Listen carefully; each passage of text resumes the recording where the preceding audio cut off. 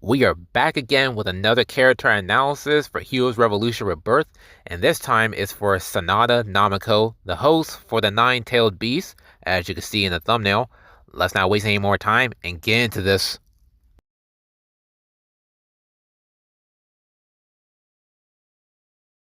Obviously, Sonata Namako is part of the Namako clan, who are known for their large amount of energy reserves, just like the Tsuchiyas. And they are a very powerful clan who are trained in ninjutsu and spiritual combat. To summarize what that is, when a child is born into the Namako clan, they are to be sent to the spiritual realm as a baby to collect spiritual energy. And when they turn 6 years old, they stay there to train until they turn 10 years old to master spiritual combat. And then they'll be released. Sonata gets her name from the musical composition, usually for a solo instrument or a small instrumental ensemble that typically consists of 2 or 4 movements or sections, each in a related key but with a unique musical character. She was given that name from her grandfather because the name Sonata has 3 basic elements that describes her in a way, and those 3 elements are exposition, development, and recapitulation, which in simple terms means summarize, which Sonata is good at doing. Sonata's brother lives outside but close to the village because he has a nine-tailed beast inside of him. He doesn't have half of Vixen, he has the whole thing. Vixen was put into him by his father, but it's hurting him and low-key kinda killing him from the inside due to his weak body. But he hadn't told his parents. Vixen is dangerous, so he has to keep his emotions and his power in check to keep her in. But one night, Vixen got out of her brother and started destroying things. Sonata was put in charge of finding her brother while everyone else tries to tame Vixen. She finds her only brother near a river, dead with a giant hole in his stomach. She didn't have time to grieve because of Vixen, so she said her goodbyes, buried him, and then went back to the village, and it was nearly destroyed with a lot of bodies. Sonata came back to the village and she almost got killed by Vixen, but her father saved her but got injured heavily in the process. Sonata wanted her father to seal Vixen inside of her. Her family was against it until Sonata revealed that Brody, her brother, is dead, which explains why Vixen is out destroying shit. Sonata also revealed that Brody's body couldn't handle the power of Vixen, given how weak it was. Her body will be more suitable for Vixen, and she knows that she can create a bond and tame her. They put a plan together to calm Vixen down and sealed her into Sonata. Vixen caused a lot of damage and took so many lives, but at least it was over. A Takanawa member that was undercover saw everything and made it clear to the clan leader that they shouldn't mess with the Namakos because they possess one of the strongest tailed beasts, and starting conflict with them will be dangerous. Yes, they have the Sharingan to control Vixen, but the thing is, Vixen is immune to the Sharingan abilities and all Genjutsu in general, so controlling her by those means is not an option. When Sonata turned 11, she left the village for the safety of her family and the clan. She is going to tame and form a bond with Vixen so destruction like last time doesn't occur.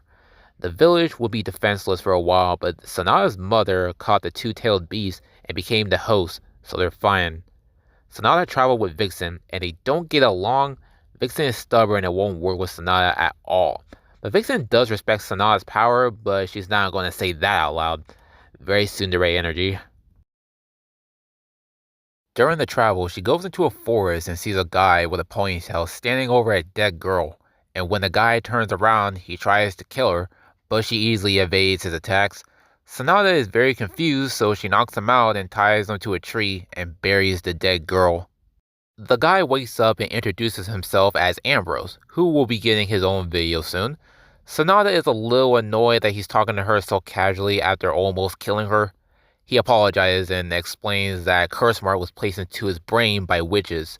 Ambrose and his childhood friend were running away from them, but the curse mark was placed and then he went crazy. Sonata introduces herself and gets straight to the point and asks him if he's responsible for killing the girl. He looks over at the pile of dirt and he was absolutely shocked and disgusted with himself.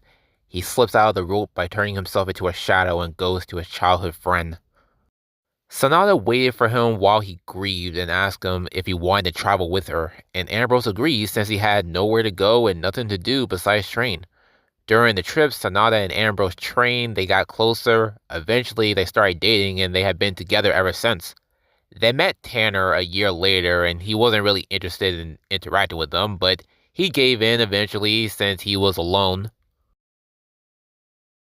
Now, I'm going to briefly talk about these people because they will be talked about more in the story. The Beast Hunters believe that the tailed beast should be dead since they create nothing but trouble and war. It has been proven time and time and again. Marcel is the host for the one-tailed beast, so he's in danger and doesn't realize it. And no, they are not the Akatsuki, because I know there's going to be someone that's going to say it. Their goals are different. Sonata, Ambrose, and Tanner went their separate ways for a while until they got accepted into MHA, and now they are close as family. Sonata finally has full mastery over Vixen, and now they have grown a little closer. Okay, now it's time for the part that I really want to talk about, and that's making her power level very clear, because someone didn't understand where she's at right now. Sonata is suppressed right now, but that's only because she chose to suppress herself because she is being hunted down by the Beast Hunters right now, and she hasn't told anyone. If any of the Nine Tails power leaks out of her, they will know where to find her. With no suppression, Sonata is stronger than half of the people in the academy. She is close to an S plus tier fighter. Xander is a S plus tier fighter, and none of the students share that spot with him. Sonata is a high S tier fighter along with Tsukasa, Hajime, Mizuno, Yubari, Seth, and Rachel. Now listen to this very closely. Sonata can box with the pro heroes, the elite students, and a little bit of Victoria. Does that mean she can beat Ricardo? Fuck no. But she'll be able to put up a fight. That black thing across her face is her war paint and it doesn't come off easily, but she knows how to get rid of it whenever she goes to bed. Alright, that's another one done. Now you guys can put in the comments for the next character you want me to make an analysis video on. Also, don't ask me about the next episode of any of my other series or you will be blocked from the channel. They are coming, so be patient or leave the channel. Okay, I'll see you all in the next one.